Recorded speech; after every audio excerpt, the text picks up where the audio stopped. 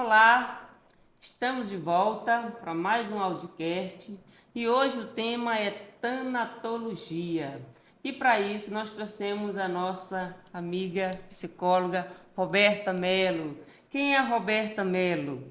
Psicóloga clínica e hospitalar, gestalt terapeuta, tanatóloga, suicidóloga, especialista em saúde mental pela Universidade Federal do Rio de Janeiro, certificação em psico-oncologia pela Sociedade Brasileira de Psico-Oncologia, certificação Ítalo Marcilli, mentoranda Dr. Paulo Pacheco, mais de 10 anos atuando em consultório particular, atendimentos individuais, casais e família. Idealizadora do Tear da Vida, espaço de encontro, elaboração emocional e reconstrução interior em grupo. É isso, Roberta? É isso, sim. Obrigada pelo convite, pela sua apresentação. Estou muito feliz de estar aqui para a gente conversar. A gente é que agradece. E nós aqui do Audicast, a equipe, fez assim para essa mulher vir. É muito ocupada, muito atarefada. Mas, segundo a Roberta, tanatologia, do acordar ao despertar, a finitude da vida e o processo da morte. É isso? É isso. Roberta coloca assim: acordar é abrir os olhos, despertar é abrir a consciência. Entre a finitude da vida e o processo de morte, descobrimos que não se trata apenas de sobreviver, mas de viver com verdade, amor e sentido. Essa reflexão é um convite a olhar para a morte, não como um fim, mas como mestra da vida. Me conta sobre isso, Roberta, sobre esse parágrafo maravilhoso que você diz que esse acordar é o abrir dos olhos. Isso. Então, Adenide, o que acontece? A tanatologia, como que ela entrou na minha vida? Eu vou começar Sim, daí, sim, sim, né? sim. Do meu abrir de olhos para ela. Como... E a partir daí, como que eu venho utilizando, né? Então, Sim. na faculdade, a gente foi, enquanto turma, para um congresso em Fortaleza. E eu tinha me inscrito para um mini curso de psicologia hospitalar. Só que no caminho eu passei por uma porta que tinha um nome, mini curso de tanatologia. E aí a minha curiosidade foi muito maior. Eu falei assim, eu vou Curiosa. entrar nesse daqui, porque eu nunca ouvi falar nisso daqui, eu quero saber o que é. E eu sempre falo nas palestras, nos cursos onde eu vou falar sobre isso, que eu entrei nessa porta e nunca mais saí. Nunca mais saí porque a gente teve uma vivência, uma experiência, né, imagina, né? Então eu era uma adulta jovem, adolescente ainda, de 20 anos, Menina. vivenciando ali a minha própria morte, nessa experiência. Então, assim, eu fui resgatada naquele momento. E isso foi tão devastador, foi tão impactante, que tanto eu quanto as minhas colegas de curso de psicologia só nos aquietamos quando trouxemos esse professor para fazer a formação para a gente, né? Então, eu sou dessa primeira turma de formação de tanatologia que a gente teve aqui. Sim. E o que acontece? Quando eu estava na faculdade, eu também sou da primeira turma de psicologia, né, da Santo Agostinho, então, assim, era tudo mato. Não tinha praticamente nenhum recurso. Então, quando aquela vivência mexeu muito com todo mundo, a gente precisou que ele viesse, né? Sim. E ele veio, né? Graças a Deus. Então eu costumo dizer que depois que eu entrei nessa porta eu nunca mais saí e eu também não quero mais sair. E assim, é impossível porque a tanatologia ela funciona hoje como a lente do meu óculos. Sério? Sério. Tudo que eu olho, eu vejo a vida e a morte. Se apaixonou por tanatologia? Por quê? Né? Aí vem a questão do abrir os olhos. É. O que acontece? Nesse tempo da formação, quando as outras pessoas perguntavam, tu estava indo no curso de quê? Tanatologia. E o que é isso? É a ciência que estuda a morte, o processo de morrer e todos os aspectos relacionados a ela, físico, emocional, cultural, né, social, e os impactos que isso tem nos seres humanos. Sim. Meu Deus, que coisa mórbida. Então, passar o final de semana estudando de morte. Deus me livre. Né? Então, assim, isso a gente escutava sempre e escuta até agora. Diminuiu um pouquinho depois da pandemia. Depois da pandemia. Que a tanatologia teve um olhar diferente porque a pandemia colocou todo mundo de frente para a morte, querendo ou não querendo. Verdade. Né? Foi uma coisa que foi escancarada. Foi. E daí também tem outros desdobramentos. Mas então, o que acontece? Quando a gente estuda a morte, na verdade, a gente estuda a morte para ter um contraste, para olhar para a vida de outro jeito. Sim. Entende? Então, assim, é como se o estudo da morte, a consciência, que é o despertar, de que nós somos finitos, né? De que o tempo é uma matéria que a gente não recupera, Sim. trouxesse pra gente um centro mais verdadeiro, mais genuíno, de critérios, de escolhas para a nossa vida. Entende? Então, de verdade, a gente não passava o final de semana olhando para a morte. A gente olhava para a morte para olhar melhor para a vida. Entende? Entendo. Então, assim, essa...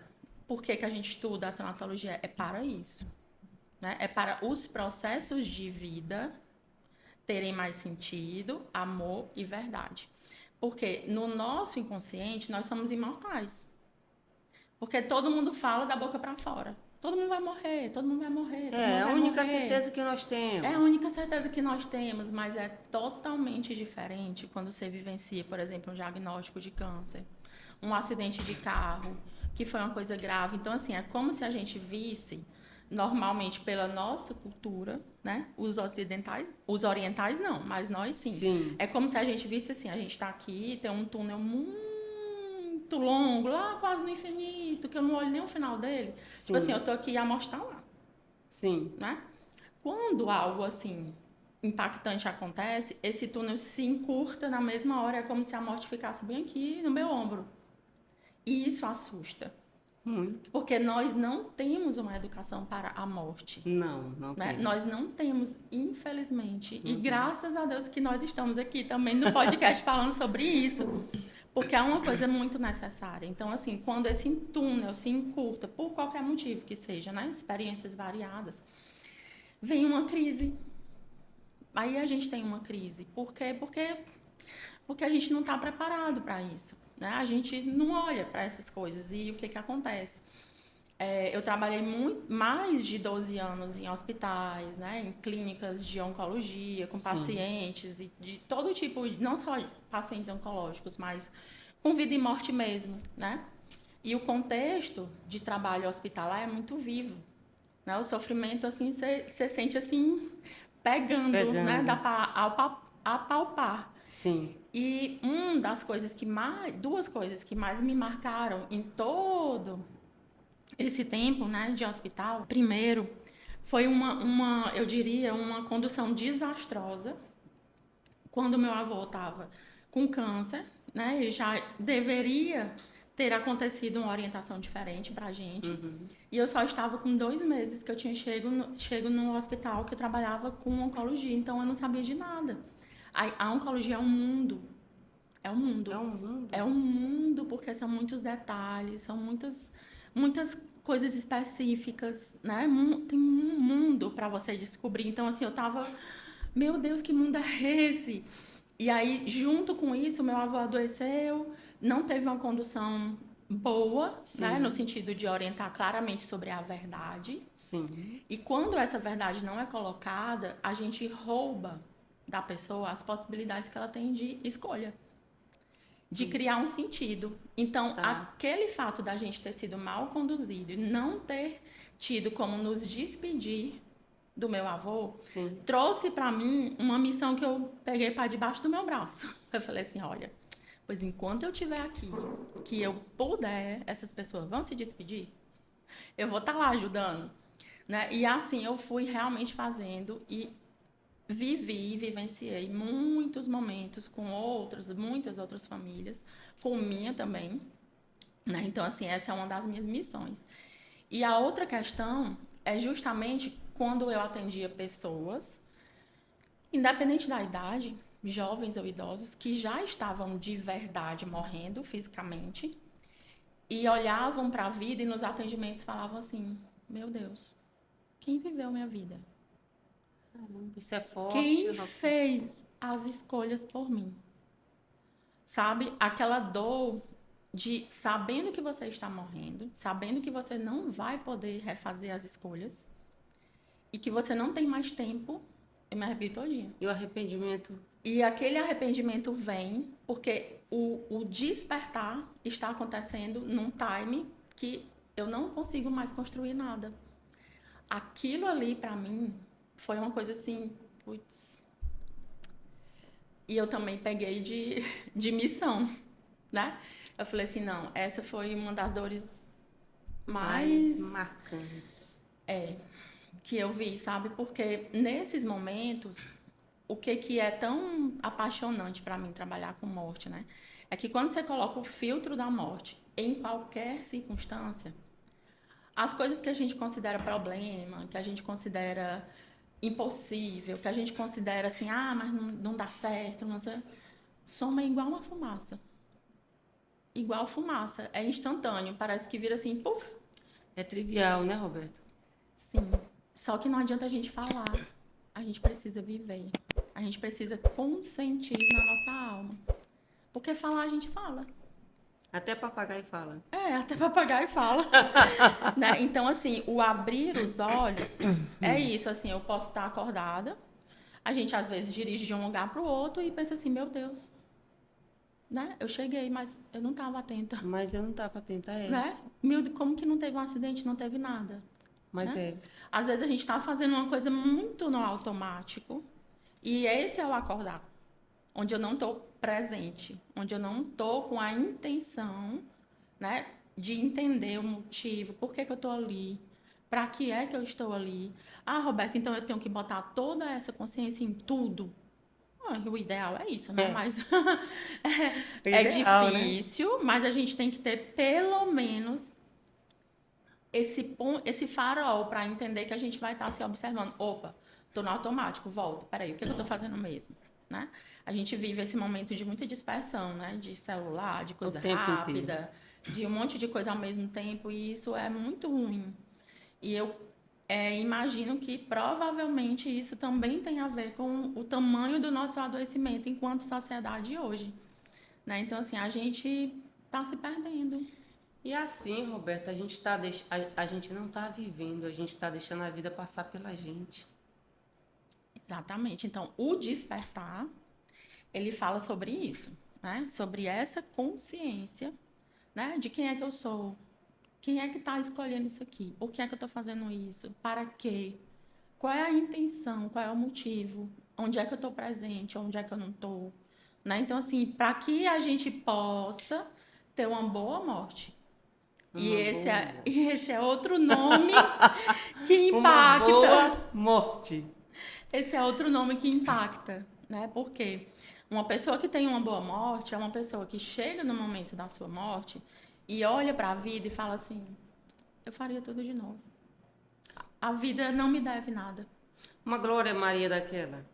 Sim. Glória Maria que viveu. Sim. Pelo menos era o que ela passava pra gente, né? Sim, mas ela falava sobre isso. Ela falava que ela vivia mesmo, sim, entendeu? Ela já tinha despertado. Ela tinha essa, como é que eu poderia dizer, essa pulsão de vida, não é? Essa pulsão de vida. Tem gente, Roberta, que vive, aliás, que só está vivo, mas não vive. Não. Já morreu há bastante tempo. Eu também falo muito isso, né? Como no filme lá do... Como aquele filme que o rapaz fala que vê gente morta toda hora. Que é um garotinho. É, um garotinho. Eu vejo pessoas mortas, eu vejo pessoas... Sexto sentido. Pronto, então é exatamente como no filme Sexto Sentido, eu costumo também brincar e falar muito, né? E fora de brincadeira também eu falo sobre isso, sério, às vezes até em alguns atendimentos, né? Então, assim, eu vejo zumbi toda hora. Pessoas que não estão vivas. Tu vê assim, né, Roberto? Tu tá aqui na tua atuação como profissional. Sim. Na minha atuação, fora da minha atuação, né? Então, assim, a gente percebe, se a gente conversa um pouquinho, que a pessoa não tá enraizada ali no lugar dela, né? Que ela tá dividida, dispersa, alheia, solta, muitas vezes. E eu chamaria isso de morte em vida, Morte em vida. Morte em vida. né? Porque Porque assim, essa questão da morte, quando a gente fala que tem um pesar muito grande em cima dessa palavra morte, as pessoas associam a morte a alguém com a capa preta e uma foice. Ai, meu Deus, tá chegando perto, vai me levar, vai me levar. Mas não é bem isso. Na associação não é para ser dessa forma. Não era para a gente ser educado dessa maneira. não. Porque, na verdade, o contrário da morte não é vida. O contrário da morte é o nascimento. O contrário da morte é nascimento. É, porque todo mundo entende como se a morte e a vida fossem opostos, Sim, né? Como se elas fossem inimigas. sim. Mas o contrário da morte é nascimento. A pessoa nasce e morre. A vida é algo maior. A vida inclui o nascimento e a morte. É o processo, É o todo, é o todo. né? A gente não aprende desde criança. Ah, fulano nasceu, cresceu, se É, desenvolveu, reproduz e morre. morre. É, Né? Isso daí é que é o nascimento e a morte. Esses que são, né, digamos, como a gente já culturalmente entende, opostos. Né? opostos. Só que a vida inclui os dois. Porque a Interessante. vida inclui o processo de nascer, desenvolver, acontecer Ser e morrer. Não é, a morte não está fora da vida. Mas a nossa sociedade tenta fazer isso. Tenta excluir a morte. Aí é um assunto que as pessoas não gostam nem de tocar, né? Não. Porque aí tem outro mito. O de que se eu falo, eu vou atrair. Se eu Exatamente. falo, eu vou querer. Quando você fala, você Baixa. vai 3 vezes na madeira, É, porque foi assim que foi nos ensinado, que é para isolar, que é para... exatamente. Então, assim, a gente tem muitos movimentos que levam a isso. Por exemplo, se uma criança perde um animal de estimação, Sim. ah, compra outro peixe. Não fala que morreu, não. Dá outro cachorro igual. Não, vai falar pra quê? Não, sofre de graça. É verdade, Roberta.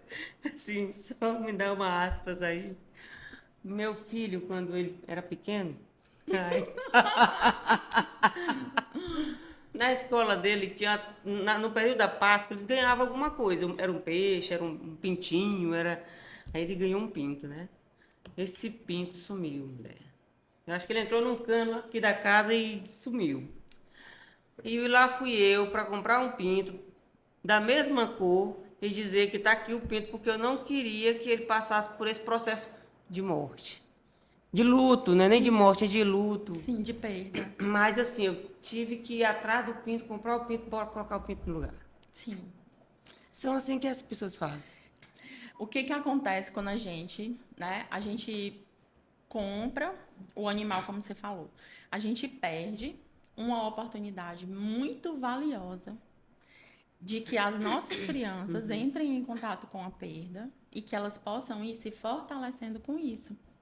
Porque essa experiência, ela só se dá, esse aprendizado da finitude, da perda, só se dá por experiência. É, se você não passa, assim que você passar por uma situação dessa, você não vai saber como lidar. O que que acontece, Aldeneide, quando a gente compra, né, o outro animal para tentar poupar quem quer que seja de um sofrimento? Sim. A gente perde uma oportunidade valiosa dessa pessoa entrar em contato com esses sentimentos, ainda numa situação de cuidado, de amor, de amparo, porque ainda é uma situação, é uma primeira, né? Criança, adolescente reage de outra forma, mas Sim. essa matéria, essa substância que a finitude traz pra gente, a gente só aprende por experiência. Não adianta só eu falar. Por isso que todo mundo fala, todo mundo vai morrer, mas quando o túnel encurta, que de fato eu vivo algo, é que aquilo chega para mim de verdade. Então a gente vai perdendo essas oportunidades. E a forma como uma sociedade trata a morte traz pra gente a forma como ela vê a vida. Entende? Explica melhor isso aí, né? Vamos lá. Então, se a gente tem uma sociedade, né, uma Sim. cultura como a nossa, que tenta excluir a morte, é porque muito provavelmente essa cultura ainda está iludida com a ideia de que nós podemos muita coisa, que nós não somos limitados, que nós não somos frágeis, com a questão da matéria, né? Com a falta da abertura para o transcendente, para a espiritualidade. Entende? Porque esse despertar traz tudo isso. Porque a morte, por que ela é uma das maiores crises do ser humano na nossa cultura?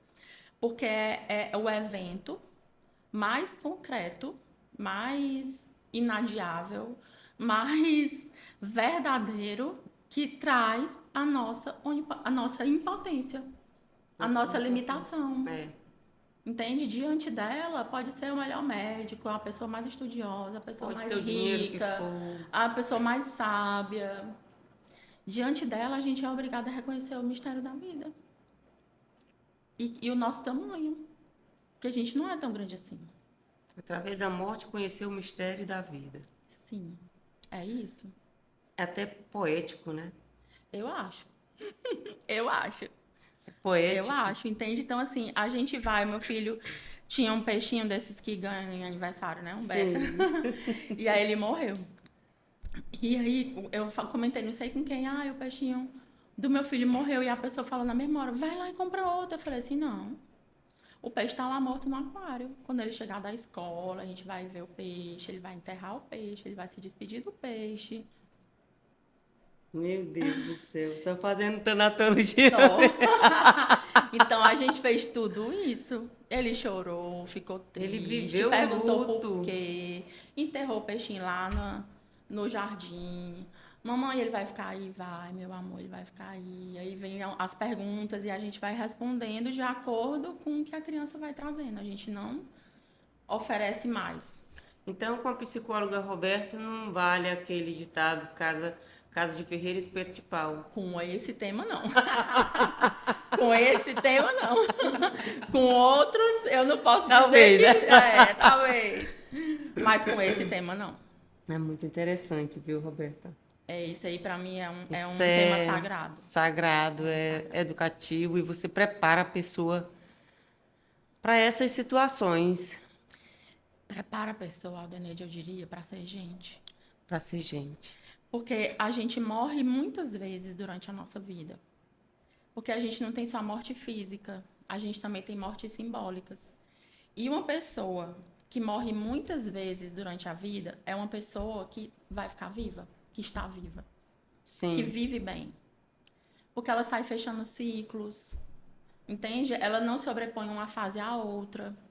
Por exemplo, né? Tem gente que casa, mas fica funcionando como se estivesse solteiro. Sim. Tem gente que tem filho, mas quer funcionar como se não tivesse filho.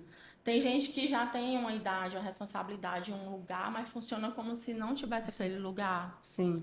Às vezes eu saio de um emprego e vou para outro ainda levando coisas desse emprego. Ou às vezes eu já tenho que encerrar um relacionamento e não consigo e permaneço nele. Isso tudo é dificuldade ou resistência, enfim, de fechar ciclos. E fechar ciclo é morrer um pouco.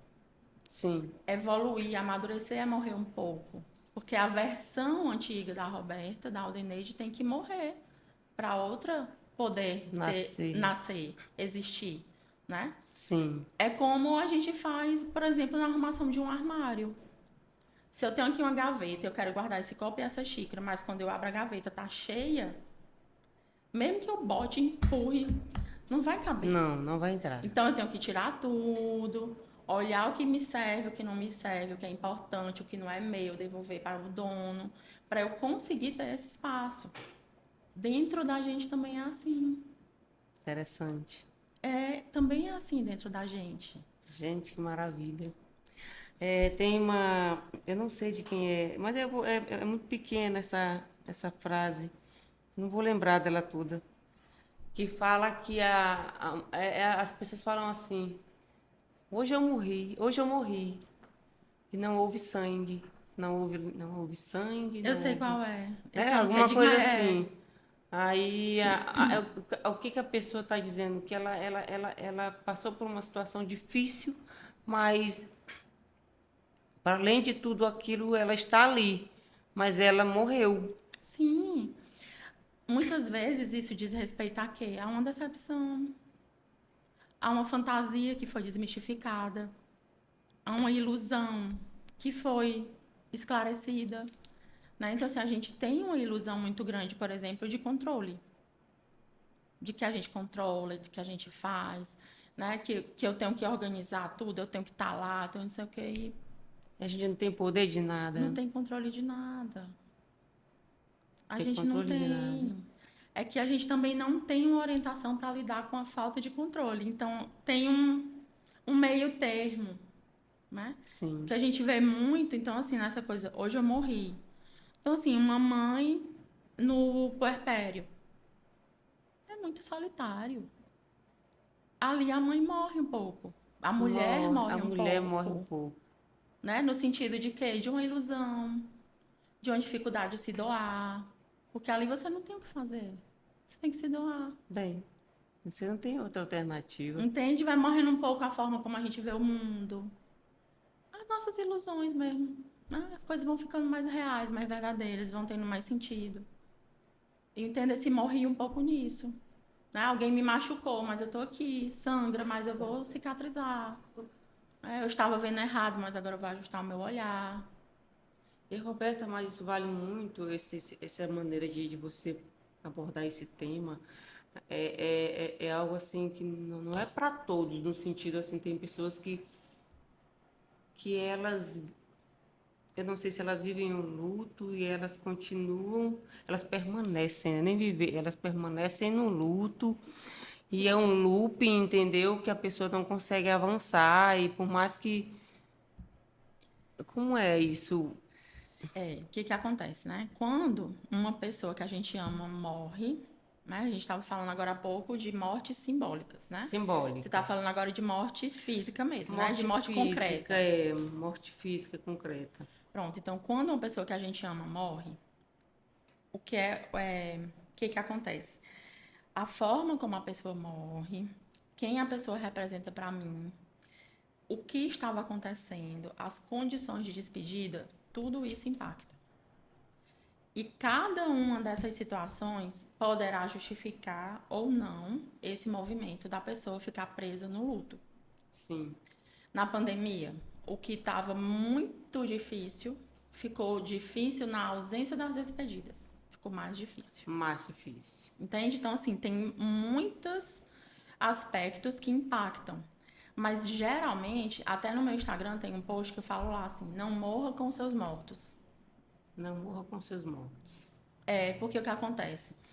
Quando alguém que a gente ama morre, dependendo de quem seja essa pessoa, né, a gente pode ficar assim, morto, vivo morto. Tipo assim, não tem mais graça, Não não tem mais quero graça, não mais. tem brilho, não Eu quero tem. ir àquela pessoa e como nada vai me devolver aquela pessoa, eu me recuso a viver. Sim, Até como se isso fosse uma prova de amor ou algo assim muito nobre, né? Só que na verdade não é. porque assim, a vida é para ser vivida. Se tu vai morrer junto com o outro, não faz sentido, não faz sentido você continuar aqui nessa vida terrena se tu já foi com outro. Sim, é por isso que perde o sentido, de fato, porque a pessoa só tá olhando para aquilo. Às vezes é porque tem uma culpa e a pessoa não consegue se perdoar, porque acha que se tivesse tal coisa. Então, assim, a morte abre muitos cis. Mas e se eu tivesse chegado, mas se eu tivesse feito, mas se o médico não sei o quê, mas... Começa a vir um monte de cis.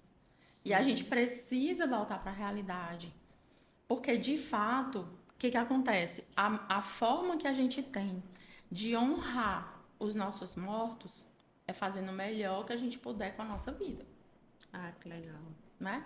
Isso, aquele filme Feliz. Viva a Vida é uma Festa, traz perfeitamente bem ilustrado, Ah, como eu o vou Dia dos Mortos assistir. do México. É um desenho animado, Eu mas ele é gosto, muito interessante, muito profundo e verdadeiro. eu gosto. Entende? Então, assim, a forma de honrar os nossos mortos não é ficando de luto por um ano, não é ficando sem sorrir, não é. Não é. Não é. Não é. Não é. Não é passar uma vida inteira de preto. Não é. Isso pode ter outros nomes, mas não é honrar os mortos. Não é. Bom saber. Por quê? Porque a gente precisa compreender que a pessoa que eu amo não está mais aqui em carne e osso. Eu não tenho como tocar e, lógico, nada do que a gente consiga fazer vai ser suficiente, porque todo mundo que perde alguém que ama quer a pessoa de volta. Né? Isso a gente sabe. Sim. E ninguém mexe nisso. Mas a pessoa, no momento que a gente existe, a gente não deixa mais de existir nunca. Em que sentido? Quando eu morrer, a Roberta existiu e ela vai existir para sempre. Pelas coisas que a gente viveu, pelos vínculos, pela memória, pelos legados, né? Pelos aprendizados, pelas marcas que a gente deixa nas pessoas por onde a gente passa. Então, assim, eu preciso... toda morte é um rompimento de vínculo. Então, eu preciso mudar esse vínculo. Eu não consigo mais me relacionar com você dessa forma como a gente está aqui hoje. Sim. E a outra forma que a gente tem nunca vai ser suficiente para ocupar esse espaço. Mas a gente tem possibilidades. Entende? Então, assim, por exemplo, se não, como que a gente poderia fazer em terapia? Se uma pessoa perdeu o pai, não conseguiu se despedir dele e o pai não volta mais para ela se despedir. Então, como que eu vou fazer? Essa pessoa está condenada o resto da vida? Não. A gente cria recursos. A gente faz isso de maneiras simbólicas. Eu gosto muito da escrita, né, também. Então, assim, a gente tem uma forma de fazer isso. Sim, sim. Que provavelmente é difícil sozinho, porque dói. E é muito difícil sozinho mesmo, Roberta. Roberta, mas a tanatologia de fato, como nasceu essa ciência que ousa olhar para o mistério da morte? Sim, a tanatologia ela é até bem nova. Né? Ela começou ali meados de 1950, 60, com duas principais expoentes, né? Que é a Elizabeth Kubler-Ross, que é uma psiquiatra. Inclusive, eu indico a leitura do livro dela, né? Que é sobre a morte e o morrer. O que ela fala? Ela começou a fazer uma pesquisa com os residentes dela, com as pessoas que estavam próximos da morte, num hospital. E ela falou que, de repente, quando ela e os estudantes iam atrás de perguntar para a equipe onde estavam essas pessoas, a equipe não sinalizava quais eram. Tipo assim, de repente, quem estava morrendo não estava mais lá. Sumiu. Né? Então, assim, do tanto que era realmente esse tabu. Mas ela conseguiu e falou assim, bom, como que eu vou estudar a morte se as pessoas que estão mortas não vão poder vir aqui para eu entrevistar? Sim. Então, eu vou entrevistar as pessoas que estão próximas da morte. Né? E foi o que ela fez. E ela teve uma surpresa, porque ao contrário do que todo mundo imaginava, que essas pessoas não iam querer falar sobre isso. Mas as pessoas precisavam falar sobre isso. Né? Então, com essa pesquisa e com o trabalho dela, ela abriu isso, desmistificou isso e categorizou 5 fases, como ela chamou, né? Que as pessoas passam quando elas estão no processo de perda. Que é a negação, a barganha, a depressão, a raiva e a aceitação. Por muitos anos, esse era o modelo mais usado, né? Na elaboração do luto, no impacto. Hoje a gente já tem outro modelo, que é o dual. Mas essa foi a grande, né, abertura para a tanatologia. E a outra pessoa importante foi a Cicely Saunders, que começou um trabalho com os moribundos na rua. Né? Na rua, ela era enfermeira e assistente social. E aí ela fundou um hospice, que era um local para abrigar e cuidar deles, e foi trazendo a ideia que depois se tornou os cuidados paliativos, que é a ideia do cuidar integral, de olhar a pessoa como um todo, em todas as suas áreas. Né? Porque a medicina ainda tinha muito essa coisa de que eu cuido até enquanto eu puder curar. Sim. Né? O cuidar, ele é maior do que o curar. Porque mesmo que eu não possa mais curar o corpo, o cuidado, ele precisa continuar até a pessoa morrer. Claro. Né? Especialmente pelo cuidado da dor, que é um conceito também muito importante que ela nos trouxe de dor total, que todas as áreas do ser humano também doem, né? E às vezes uma dor que a gente tem física, ela é potencializada por uma dor emocional, por uma dor social, por uma dor espiritual. Por isso que às vezes a gente tem situações inúmeras que doses de morfina não conseguem sanar uma dor numa perna, Doses de morfina. porque não é a perna que dói. E o remédio não alcança a alma. O que alcança a alma é outra coisa. Sim. Entende? Se tiver mais para um plano espiritual. Sim, porque nós somos seres espirituais, relacionais, emocionais, e cada uma dessas partezinhas também tem as suas dificuldades. Então, esse é o olhar integral que a Cícera Alessandra trouxe pra gente. E aí, depois, isso se tornou os cuidados paliativos, né, de uma forma mais específica, e o trabalho da Elizabeth Kubler-Ross abriu as portas para a tanatologia. Legal, legal. Em que a tanatologia se diferencia de outras áreas que lidam com a finitude e com a psicologia do luto e os cuidados paliativos? É até um pouquinho disso que eu estava falando, né? Atenção, os cuidados paliativos, eles vão estar mais ligados também à parte médica, nessa situação onde uma doença não tem mais a condição de cura. Entendi. Onde a gente vai tentar fazer com que a doença não progrida, Entendi. mas que o cuidado a essa pessoa vai permanecer até a morte física, Tá. né? Entendendo que esse curar sai do corpo físico e eu preciso colocar essa esperança de curar em outro lugar. Tá.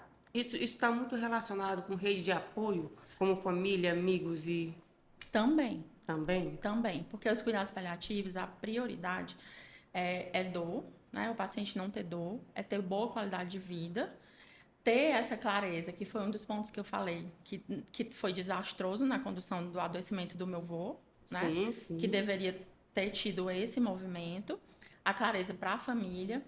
E uma coisa bem interessante nisso, Aldenide, é que assim, atendendo pessoas em cuidados paliativos, e até a literatura também traz isso, assim, é um momento em que a pessoa ela fica relativamente tranquila, serena, porque ela está Serena. sentindo, ela está vendo, vivenciando que o corpo, que a vida está indo. Então é um movimento mais de querer ficar quietinho, né? De ter assim. E muitas vezes a família confunde. Então, nesse momento dos cuidados paliativos, geralmente a família precisa muito mais dos cuidados da psicologia, do suporte do que o próprio Com paciente. certeza, com certeza. E por que a morte continua sendo um dos maiores tabus da nossa sociedade, mesmo sendo a única certeza que temos? É, a gente já nasce com esse spoiler, né? Mas todo Mas mundo ignora. Então, a gente a já nasce. morte é essa imagem, né? Essa representação simbólica que tu falou, de uma caveira vestida de preto com a foice, Pois. né? Vindo pegar a gente assim, onde a gente não espera. Mas o que acontece? Inesperado. A morte é aquela coisa concreta que traz para o ser humano a, a dimensão real dele, né? A pequenez, a impotência, a limitação. E a nossa cultura foge disso toda hora. Né? Então a gente vê isso na questão das estéticas, né? São pessoas que não querem ter a aparência da idade. A gente vê isso na questão dos comportamentos. A gente vê isso no momento em que a morte sai de ser na casa das pessoas para ir para o hospital, para ficar isolada na UTI. Sim. Né? A gente vê isso quando a gente tem uma sociedade que inverte o critério das coisas. Então, uma sociedade onde o ter termina sendo mais importante do que o ser. E a morte vem e olha para tudo isso e diz assim: tolinhos, vocês são muito tolos. Né? E aí é um tabu porque vem diante dessa crise toda. Traz. O principal é isso: é a impotência, a limitação. E aí a gente só tem duas opções. Ou a gente fica lá na limitação chorando, remoendo e recusando a ver a verdade, ou a gente precisa ir para o alto. Né? Então, assim, o próprio símbolo de uma cruz Sim. Traz isso, porque a horizontalidade da vida, como aquela, né, parte horizontal da cruz, ela traz essa coisa da matéria, do ter, dessa coisa do plano, né? Do Nasceu, plano. cresceu, morreu, foi indo assim, do tempo que Sim. vai passando, da idade. Quando a gente está diante de um muro que é intransponível pelas nossas mãos, se eu fico na horizontal, não vou para lugar nenhum. Sim. A única forma que eu tenho de ultrapassar esse muro é se eu for para cima. E para cima é o quê? É olhar que tem algo maior do que eu. É entender que o sentido não está na horizontal da vida. É entender que existe o mistério, sim, e que tem coisas que vão fugir do meu controle e que eu não consigo sozinho mesmo. Entende? Então, assim, o caminho que a gente tem é esse. E a nossa cultura, né? Eu acho até que depois da pandemia melhorou bastante, vem melhorando, graças a Deus. Mas não é o que é prioritariamente colocado para os seres humanos na nossa cultura, essa coisa do ser. Né? Sim. Tanto é que quando a gente tem criança pensando, o que, é que você quer ser quando você crescer? É. Ah, eu quero ser médico, eu quero ser enfermeira. É difícil a gente ensinar ou dizer assim, filho, olha, eu quero que você seja uma pessoa boa, Isso. um homem temente a Deus, Um que ser você tenha humano. honra, que você seja um ser humano, que você olhe as pessoas. Uma criança vai dizer assim, ó, o que você quer ser quando crescer? Eu quero ser gente. Eu quero seguir a Deus. Eu quero ser uma pessoa boa. Verdade. Entende? Então, assim, Entendo. são coisas muito Gente, muito sutis. sutis que faz toda uma Faz diferença. toda a diferença. E Roberta, e qual é na prática o papel do tanatólogo diante de famílias enlutadas? Presença, escuta, consolo. Sim. Essa é a parte que a formação, né? E as situações que eu fui vivendo, que é até interessante isso, que perguntam, às vezes perguntam, né? Por que tu escolheu psicologia? Por que tu escolheu trabalhar com isso? Por que isso não quer... Eu não escolhi nada. De verdade, ó. Tu Você disse que não viu? escolheu Não, eu nada. não escolhi essas coisas. Eu nem tinha consciência para escolher essas coisas naquela idade. Tu viu aí que eu falei, ó, e fui pro mini curso de psicologia hospitalar. A Sim, tanatologia foi ali e me pegou, puxou. né? Então eu sempre quis trabalhar muito em hospital. E a gente tem vários tipos de hospital aqui na cidade, mas eu fui para um hospital de oncologia Oncologia. e eu já tinha até tentado ir, mas quando realmente deu certo, não foi pela minha mão. Foi um convite inesperado. Num dia de domingo que eu tava tranquilérrima na minha Diria aí que a casa. espiritualidade, ela... Eu creio que sim. Ela vai ordenando as coisas, né? E eu só consegui ver isso também há alguns anos atrás. Porque não fazia sentido na hora. Sim. Né? Não Porque faz você fica sentido. procurando, né? Por quê? Por quê? Por quê? Por quê? É que o O porquê é um porquê que mistério, é o mistério. né? Então, assim, o que que acontece? A gente só consegue ver mais à frente. Quando a gente tira o porquê, entende o para quê. Para quê? Que assim, o que é que eu tô te falando? Com essa experiência, né, que eu pude, assim, eu gosto de falar de coisas que eu peguei, né, que eu vivi. Eu não gosto de falar de coisas que eu só estudei. Sim. Porque o Google tá Porque não... aí. É. O Google tá aí, a inteligência artificial tá Tá aí. Então, aí. assim, é bom quando você vive, que você confirma as coisas da literatura e aquilo vai formando uma coxa de retalhos bem maior. Né? Sim. Então, e nesses anos que eu tive trabalhando com hospital, com vida e com morte, eu fui realmente entrando na coisa do atendimento de crise. Por quê? Porque a gente também na formação não é preparado para atendimentos de crise. Porque Não. não é igual ao atendimento fora da crise. Então, o que que um tanatólogo, Sim. né, faz? Eu diria que um tanatólogo sustenta a dor. Se Uau. é em um momento de crise, eu vou ter que sustentar a dor, validar, acolher e entregar alguma coisa concreta para tentar que aquela pessoa saia um pouquinho da crise. Sim. Porque a crise é vista como uma dor. E a dor é prioridade onde ela existir. Isso também está lá nos cuidados paliativos. Então, se você tem dor e está em crise, eu não vou pensar em mais nada, eu vou pensar em diminuir a dor e tirar você da crise. Esse é um tipo de atendimento. Então, atender pessoas que acabaram de receber a notícia que uma pessoa que você ama morreu, é totalmente diferente de atender pessoas que vão lá no consultório porque perderam alguém há 1 mês, Sim, há sim. 2 meses, entende? Então, Entendo. acho que a principal função do tanatólogo é sustentar essa dor. Porque é uma coisa difícil de alguém fazer Muito. quando você ama o outro. Porque o que a pessoa diz? Ah, mas vai passar. Não, não chora não, vamos ali. Como é que não chora? É, mas é que a pessoa não sabe o que fazer. Às vezes não é uma má intenção. É que é difícil Que é difícil. sustentar. É difícil sustentar o silêncio que vem numa hora dessas. Então, o tanatólogo, ele sustenta junto com como, Roberta, como é que é? entendo que sustentar a dor é necessário. Sustentar o silêncio é necessário. Estar presente. Sem Está querer presente. fugir daquele lugar, sem querer fugir da dor, sem querer dar uma solução. É viver aquele momento. É estar presente, vivendo aquele momento com a pessoa. Estar presente com presença. Com presença. Com um encontro de 2 pessoas que estão testemunhando uma dor. Bom, bom, bom, bom, bom. Entende? Entendo. E aí o resto vai, né, vai Ele vindo, vai a vir. elaboração, né? São processos. Tanto é que você vê, assim, quando a pessoa acabou de receber a notícia, que você vai atendendo e vai conversando, é interessante quando você vê assim, a pessoa diz assim, olha, porque o meu irmão, ele é assim, opa, ele era. Né? Então, assim, o verbo ainda é né? confuso, É, né? Ainda tem... E é esse o processo. sim, Entende? Porque não tem como a gente pular isso. A gente precisa atravessar isso.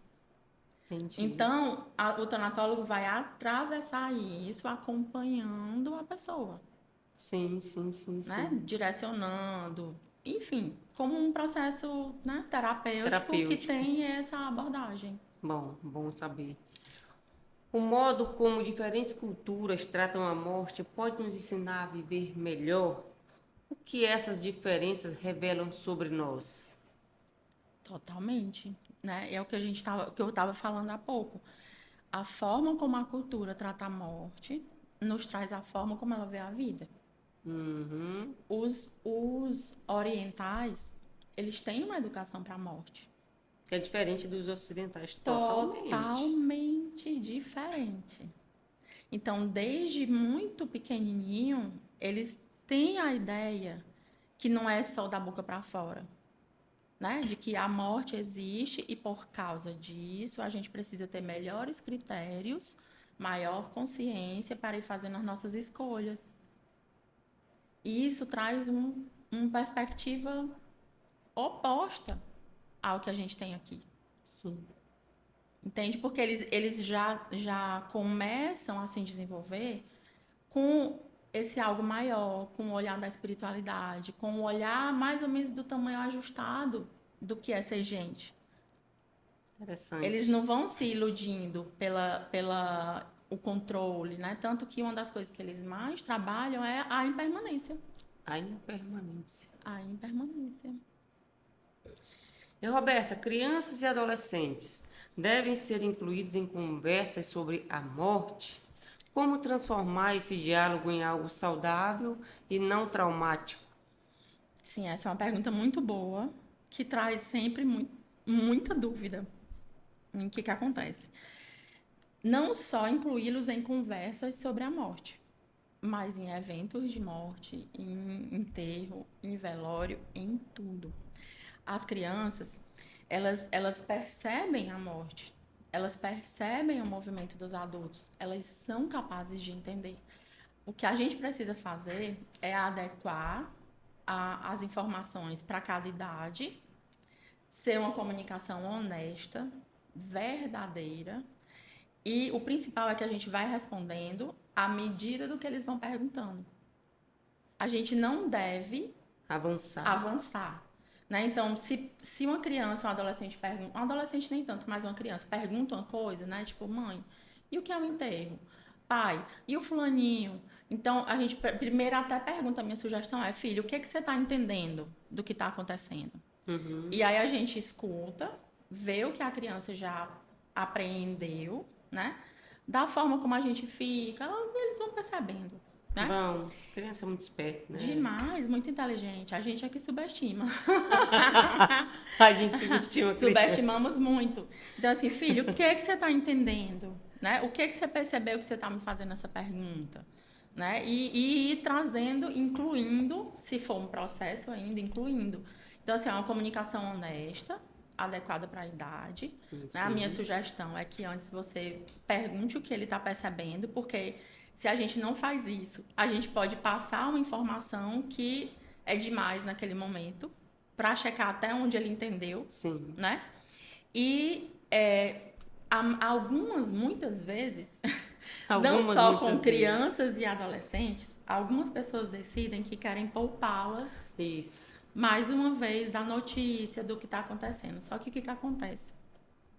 Isso traz uma comunicação truncada, porque é como se fosse um teatro que fica uma situação velada. A criança termina fazendo de conta que não está percebendo nada, o adulto termina fazendo de conta que não está acontecendo nada e que a criança não está percebendo nada. A criança fica mais isolada. Então, isso pode trazer mais problemas do que eu incluir a criança e o adolescente no processo, na comunicação, nos rituais. Sim. Entende por quê? Porque a gente só tem condição de se curar na verdade. Então, verdade sempre. Sempre. Sempre. Mesmo pequenas doses, mas sempre a verdade. Pronto, aí você fala uma coisa que é essencial. Porque qual é a diferença onde um remédio causa bem e causa mal? É a dose. A verdade é do mesmo jeito. Pequenas doses. Mais verdade. Mais a verdade. Tanto é que a gente tem uma disciplina que é como comunicar más notícias. Eu gosto disso, né? Da verdade. Sim, porque uma má notícia conduzida de uma forma ruim também faz estragos. Faz estrago. Então, assim, a diferença é a dose. É a dose. É a dose. Entende? E nesse caso, se eu não tenho uma profissional para ajudar, né? Se eu não tenho, então, os adultos que precisam se virar para dosar. A responsabilidade é dos adultos. Por isso que a gente vê que em muitos velórios quase não se vê criança em velório. Porque os familiares, eles poupam mesmo. Mas aí a gente de novo perde, entende? E o silêncio é uma forma de exclusão. E a criança, ela termina vivendo o luto, mesmo sem você falar, ela vive da maneira dela e fica uma lacuna, uma fenda lá para o futuro, para depois você ter que resolver. Não é isso, Roberto? Exatamente. Então, quanto mais a gente entender e conseguir passar que a morte faz parte da vida, incluir esse evento de uma forma mais clara, honesta, né? Mais natural possível. Porque a nossa morte começa no dia que a gente nasce. O contrário de morte é nascer. Como a espiritualidade e fé dialogam com a tanatologia sem que uma anule a outra. Isso é muito interessante, né? Então, assim, eu venho de uma formação que já fazem 22 anos. Quando eu estava na faculdade, essa questão da espiritualidade era meio que proibida, né? Digamos assim. Sim. Porque não era ciência, porque não sei o quê, né? Ainda tinha muito disso que, graças a Deus, já mudou bastante. Mas eu estava lá, né? Eu tinha, sei lá, 2 anos de formada. E aí eu comecei a ter contato com essas situações de vida e morte, de dor profunda, de dor de alma. E não podia falar da espiritualidade, né? E eu ficava assim, gente, o que eu vou fazer aqui? Porque as pessoas traziam a espiritualidade. Eu não podia falar de espiritualidade. Olha, vai ter jeito, né? Não vai ter jeito. E a coisa foi ficando, né? Natural, foi ficando leve. E isso foi porque é parte da mesma moeda. Não tem como. Entende? Não tem como. Então, diante daquelas limitações, para onde as pessoas iam? Para o alto. Para o alto. Para a espiritualidade. Para Deus. Né? Para esse algo maior que... Transcendental, que eu preciso confiar. que eu preciso acreditar, porque em algum momento a gente vai ser colocado diante de uma limitação. E assim, Roberta, a gente precisa confiar porque ainda não teve quem morreu que voltasse para dizer pra gente como é, por onde ele está, por o que passou. Não, então assim, a Então você precisa acreditar. espiritualidade é essa crença, né? Essa ideia, essa certeza de que tem algo maior. Essa é a Sim, espiritualidade. A fé, ela vem como um caminho. Porque a fé não é só você pensar. É um caminho de práticas espirituais que vão fazendo você ter e fortalecer a fé. sim. Ela não vem porque eu decido ter fé e eu fecho meu olho e acredito, não. É uma construção, Essas práticas espirituais seriam o quê, Roberta? dependendo da religião, Dependendo da religião. né? Então, assim, eu sou Eu católica. também sou Né? católica. Então, quais são as práticas espirituais que a gente tem? Jejum, oração, o terço, o rosário, né? Sim, A esmola, o trabalho, o servir. Então, assim, quanto mais a gente estuda, quanto mais a gente faz isso, então, assim, é prática, não é pensar. entendi. E a gente também não ama o que a gente não conhece. Então, eu não posso dizer que eu amo a Deus se eu não me debruço para conhecer quem é Deus. Sim, sim, A gente não ama quem a gente não conhece. verdade. Então, por isso que é um caminho que precisa vir através da prática. Sim, Eu preciso construir, né? Então, vamos entender. Se eu vou para baixo ou se eu fico na horizontal, eu não preciso de muito esforço. Para baixo, inclusive, a gravidade ajuda. sim, sim. Mas tudo que vai para cima Cima, precisa de precisa de esforço. esforço. Quais são os maiores mitos que você encontra quando fala de morte? O que eles nos atrapalham a viver? Nossa, são muitos. Vamos lá. São muitos. Vamos aqui o que eu lembro, né? O mito, por exemplo, de que se eu falar eu vou atrair. Sim, O mito de que muitas vezes acontecia em hospitais, assim, vai passando ali uma pessoa que morreu. As pessoas se viravam para não olhar. Tipo assim, não vou olhar, porque vai vir para mim. É assim, um mito de contágio. A gente sorri, mas na hora é sério. Na hora é sério, a gente se vira né? em pensamento, a gente bate na madeira. É meio que automático, né?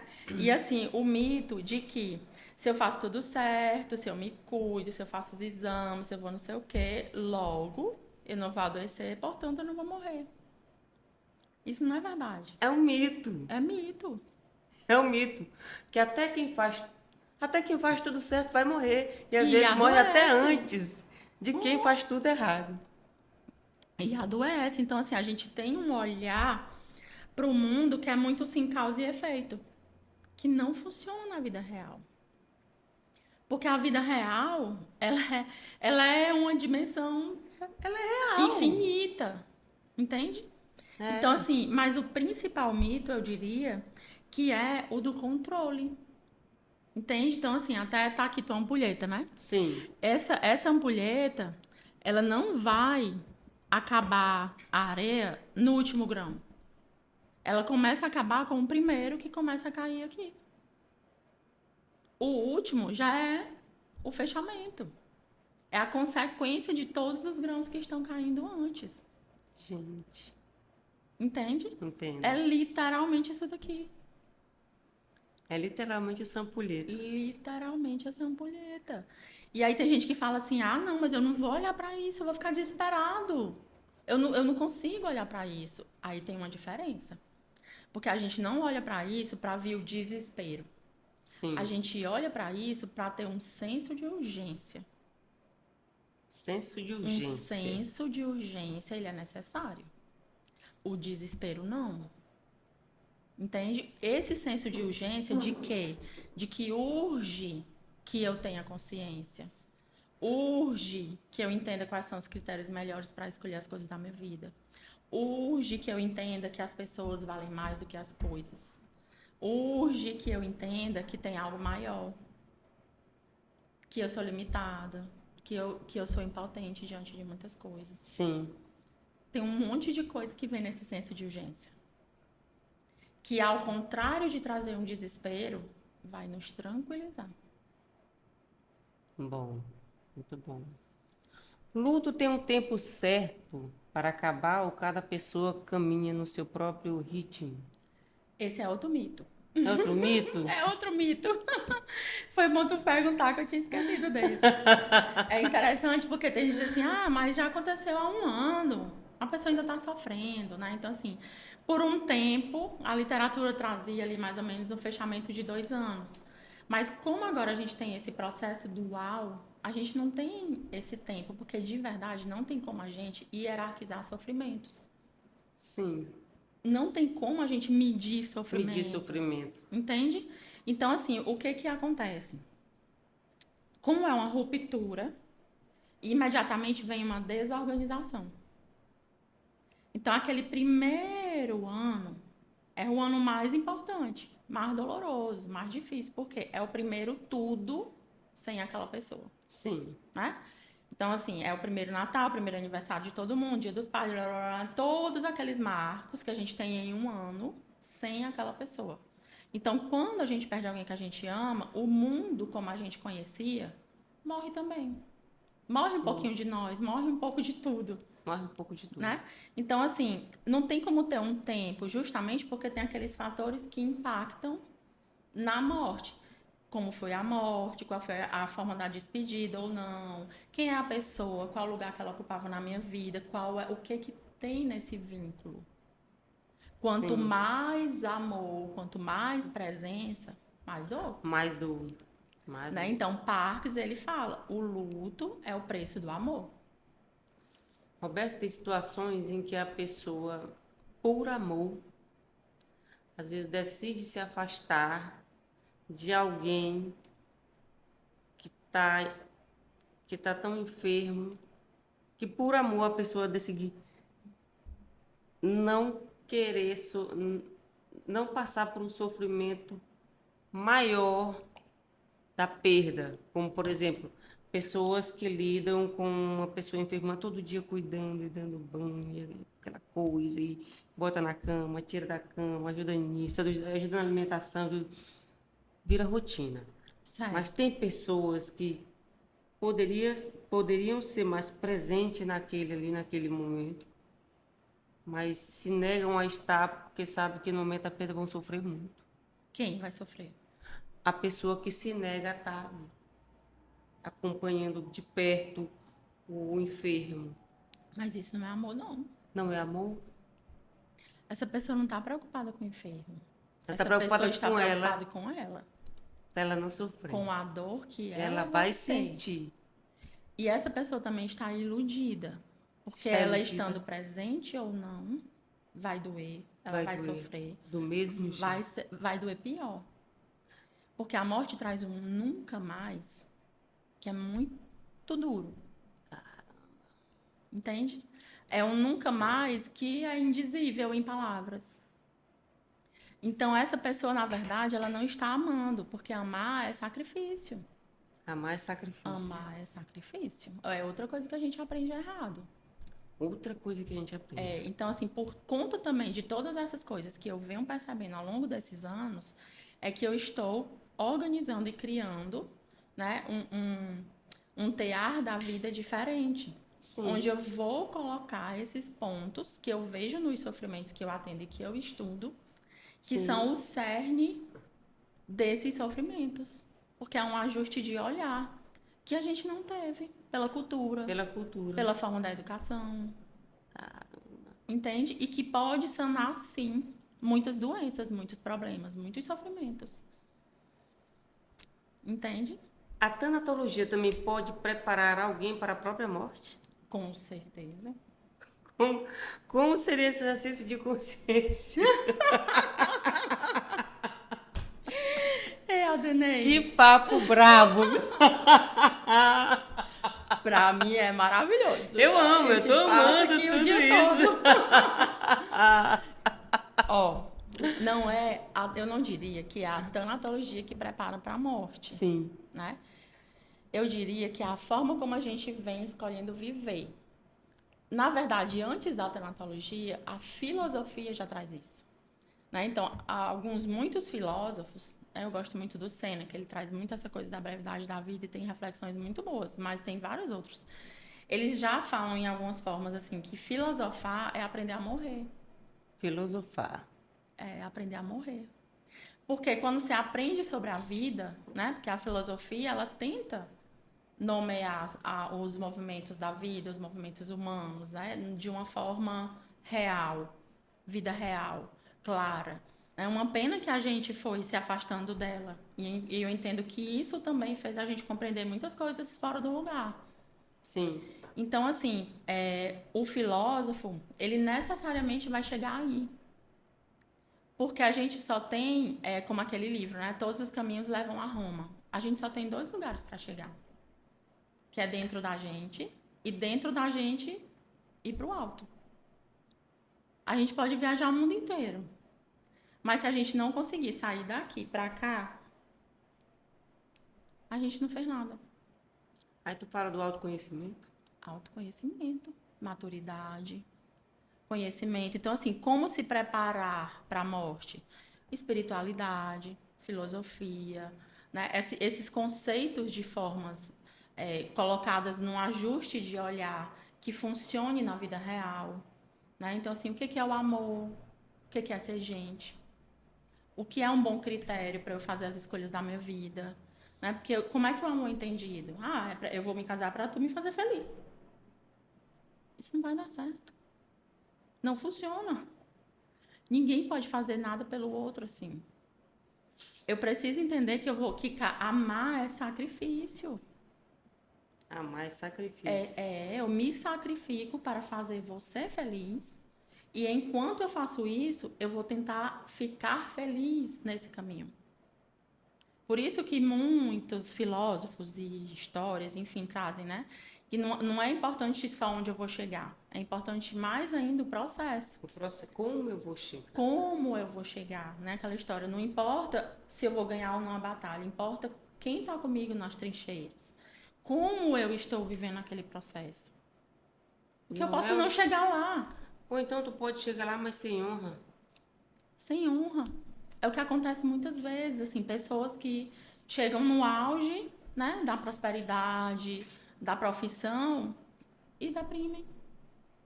São pessoas ocas, Vazias. vazias. Eu atendi um senhor que uma vez no atendimento ele me disse uma coisa que representa muito isso. Ele falou assim: eu estou percebendo que eu sou um pobre homem rico. Um pobre homem rico. Eu sou um pobre homem rico. E ele falava que sentia essa coisa oca. Esse vazio. Esse vazio. Entende? Entendo. Porque a gente fica tentando tampar um buraco de alma com coisas materiais. Não vai acontecer. Não vai acontecer. A mesma coisa de eu tentar curar uma dor de cabeça que você tenha com um remédio para o estômago. Não vai acontecer. Não vai acontecer. Eu tenho que usar o recurso do lugar que está doendo. Verdade. Qual o papel da arte, da música e da literatura no processo de elaborar a perda e atravessar o luto? Parece até que a gente combinou, não é? Porque justamente isso que tu tá perguntando agora é o que alcança a alma. Estamos aqui demonstrando na prática a sincronicidade da vida que não é orquestrada pela gente. Exatamente. Por isso que eu digo que o podcast se faz necessário. Com certeza. Né? Então, assim, o que alcança a alma? Coisas que passam pelos nossos sentidos. Né? A música, a arte, né? A escrita, o silêncio, a natureza. Coisas que vão trazer pra gente uma certa estabilidade. Por exemplo, a natureza, ela tá sempre lá. Não importa. Se eu tô triste, se o mundo tá em pandemia, se tem furacão, se eu não tô, ela tá lá. Ela vai se manter lá. Ela se mantém lá. Isso traz uma estabilidade quando a gente aprende a olhar para isso dessa forma, né? Então, assim, as coisas que passam pelos nossos sentidos conseguem alcançar a nossa alma. A poesia. A presença verdadeira. né? Sim, a presença, O encontro de uma pessoa com outra pessoa, não falo encontro amoroso, o encontro. o Eu tô encontro. aqui presente conversando com você. Eu não Estou tô aqui, pensando em mais nada. eu estou aqui com presença. Com presença. E isso alcança a alma. Isso alcança a alma. Alcança. Então, são a religião, né? As práticas de fé, tudo isso alcança a alma. Sim, sim, sim. E para finalizar o nosso audiocast, esse papo maravilhoso sobre tanatologia. Não quero ir embora, não. Quer não? Não. Vamos ter que trazer a Roberta mais vezes. Se pudesse deixar uma mensagem para quem tem medo da morte, qual seria a sua palavra de consolo e coragem? Boa. Eu uso uma metáfora que eu acho que pode ser essa, né? Então, assim, imagina que a morte é como o sol. A gente está aqui conversando e o sol está lá fora, fazendo o trabalho dele. A gente não está lembrando que ele está lá, mas ele está. Sim, Quando eu volto à minha consciência para pensar, poxa, tá de dia, tem sol, é que eu lembro que ele está lá. Mas eu não deixo de fazer o que eu tenho que fazer e ele está lá, não me paralisa, não atrapalha. Só que quando a gente tenta olhar diretamente para o sol, a gente não consegue. não. Porque é tão claro que ofusca, Ele ofusca. né? Então eu só consigo dar uma olhadinha E tirar o olho. ou colocar óculos, né? Proteção, e aí eu consigo olhar. Então, assim, para quem ainda não tem, né, e tá nos ouvindo e entende que isso é tudo muito novo, ou muito mórbido, ou estranho, É muito é como novo. se fosse isso. Então, assim, só se permita começar a olhar de pouquinho. Como quando a gente olha para o sol, que não dá para ficar assim, olhando toda Não hora, dá. né? Ah, mas eu não consigo. Tá, então vamos tentar um óculos escuro. Né? Vamos tentar, sei lá, uma poesia, um texto. O filme, né? Que eu falei, Viva, a Vida é uma Festa. Começar a olhar assim de uma forma mais intencional. De querer conhecer. Não faz mal Sim, nenhum conhecer. Todo conhecimento é bem-vindo. é válido. Né? Então, assim, Concordo. ele tá lá. Não importa se vai ter uma nuvem cobrindo ele. Não importa se a gente tá lembrando que ele existe. Ele tá lá. A morte é isso. A gente não precisa lembrar que ela existe. A gente não precisa estar se escondendo dela. A gente não. Ela vai atuar. Ela vai fazer o trabalho dela. Entende? Entendo. Então, assim, é uma coragem, na verdade, que eu diria assim, é uma coragem de olhar para a profundidade da vida.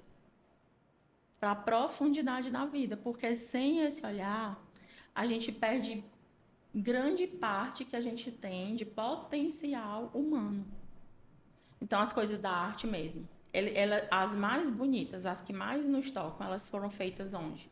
Na dor. Na dor. Na dor. Sim, sim. Você vê os grandes músicos e lindas letras.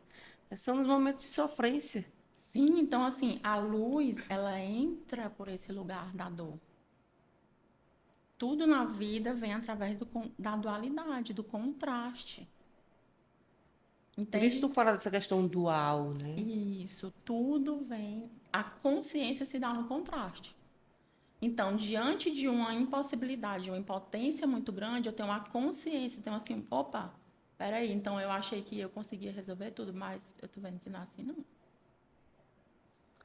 Perfeito, Entende? Então, entendo. assim, essa coisa que a gente tem de não evitar olhar o que é real, independente do meu querer, independente do meu sentir, independente de eu achar que eu devo ou não, porque atua da mesma forma, né? E o que, que eu falaria, assim, quando eu falo, a gente fica como se a gente como fôssemos crianças, pequenininhas brincando de se esconder, Sim. né? Que bota a mão aqui e diz assim, pronto, eu já me Pronto. escondi, pode vir procurar. Sim, Achou, né?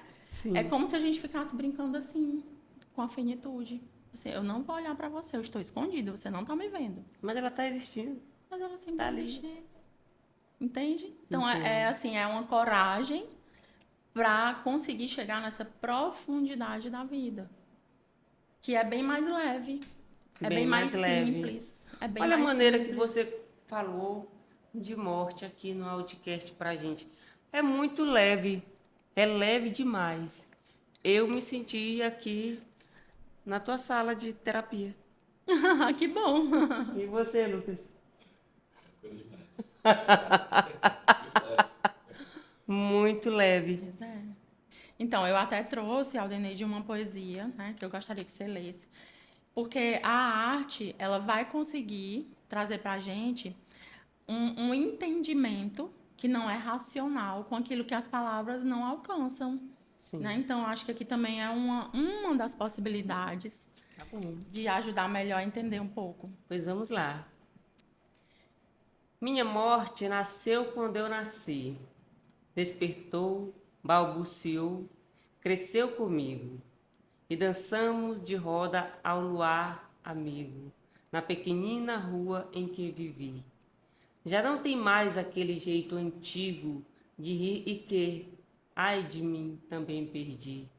Mas ainda agora a estou sentindo aqui, grave, boa, a escuta o que lhe digo. Tu és a minha doce prometida, nem sei quando serão as nossas bodas, se hoje mesmo ou no fim da longa vida.